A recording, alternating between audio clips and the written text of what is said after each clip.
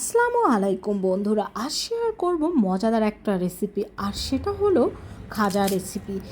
এই খাজাটা উপরে যেরকম মুচমুচে, ভেতরটা তেমনিই রসালো। অনেকে এটাকে গজাও বলে থাকে, আমরা যে যে নামে ডাকি না কেন, ছোট বড় সবাই কিন্তু এই খাজা বা গজাটা খুবই পছন্দ করে থাকে।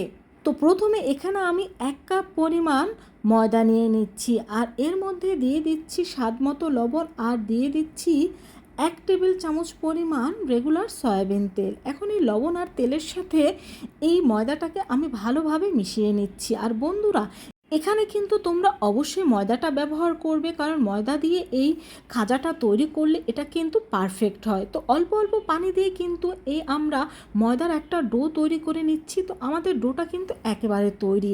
এখন এই ডোটাকে আমি রেস্টে রেখে দেবো 10 মিনিটের জন্য। এখন এখানে আমি খাজার জন্য একটা শিরা তৈরি করে নেব।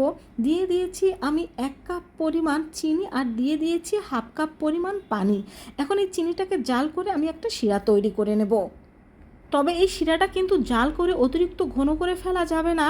যখন এই শিরাটা হাতে নিয়ে দেখবেন যে একতারের মতো সৃষ্টি হচ্ছে, তখনই বুঝবেন যে এই শিরাটা আমাদের জাল করা হয়ে গিয়েছে। এর থেকে বেশি কিন্তু এটাকে জাল করা যাবে না। এখন এই শিরাটাকে আমরা নামিয়ে নিব। দেখতেই পাচ্ছেন আমাদের কিন্তু একতার তৈরি হয়ে গিয়েছে। তো আমাদের শিরাটা একেবারে তৈরি। তো এটাকে আমি নামিয়ে নিচ্ছি, আর এখানে ফিরে আসলাম আমি 10 মিনিট পরে। এখন এই 10 মিনিট পরে কিন্তু এই ডোটাকে আমি আরও কিছুক্ষণ ভালোভাবে মেখে নেব। তো ডোটাকে আমি আরও কিছুক্ষণ ভালোভাবে মেখে নিয়ে পারফেক্ট খাজার জন্য একটা ডো তৈরি করে নিয়েছি। এখন এই ডো থেকে আমি 4টা লেচি কেটে নেব, অর্থাৎ আমাদের খাজায় আমরা 4টা লেয়ার দিয়ে তৈরি করে নেব। তো এক একটা লেচি নিয়ে আমি এক একটা রুটি তৈরি করে নেব।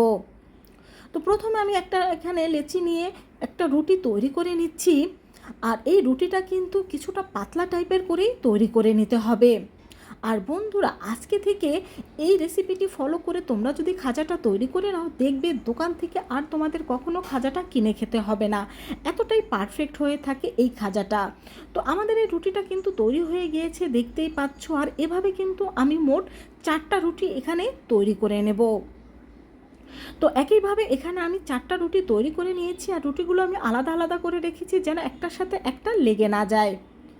তো এখন এগুলো দিয়ে আমরা খাজার রোল তৈরি করে নেব। তো প্রথমে আমি এখানে একটা রুটি দিয়ে দিয়েছি, রুটির উপর আমি দিয়ে দিচ্ছি তেল। তো সম্পূর্ণ রুটির গায়ে এই তেলটা আমি মেখে নেব। তো তেলটা মেখে নেওয়া হয়ে গেলে আমি এখানে দিয়ে দেব কর্নফ্লাওয়ার। তো কর্নফ্লাওয়ারটা দিয়ে দেওয়ার পর এখন এই সম্পূর্ণ রুটির গায়ে এই কর্নফ্লাওয়ারটাকে এইভাবে করে আমি মেখে নেব।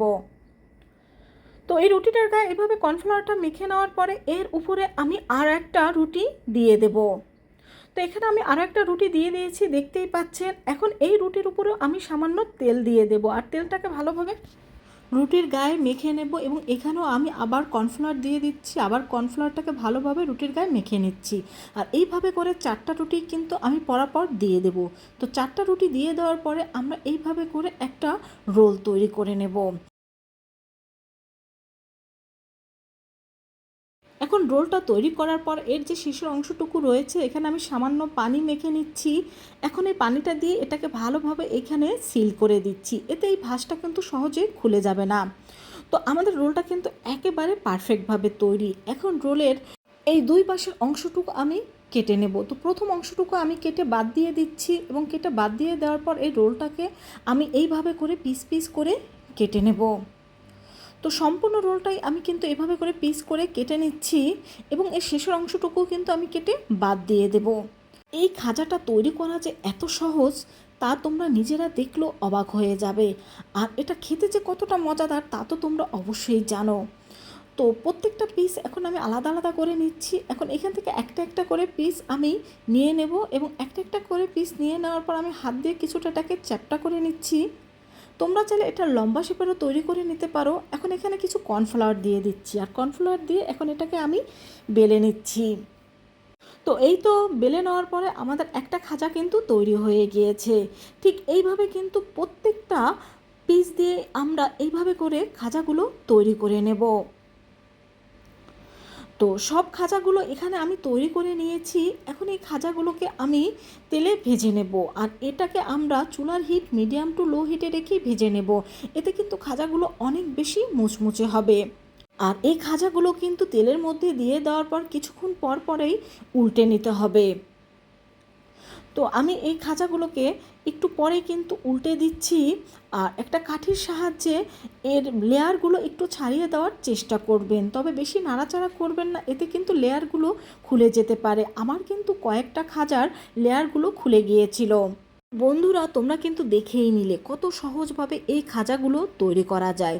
তোমরা কিন্তু এখন থেকে দোকান থেকে না কিনে খুব সহজে আর খুব কম খরচেই কিন্তু বাসায় এভাবে এই খাজাগুলো তৈরি করে নিতে পারো।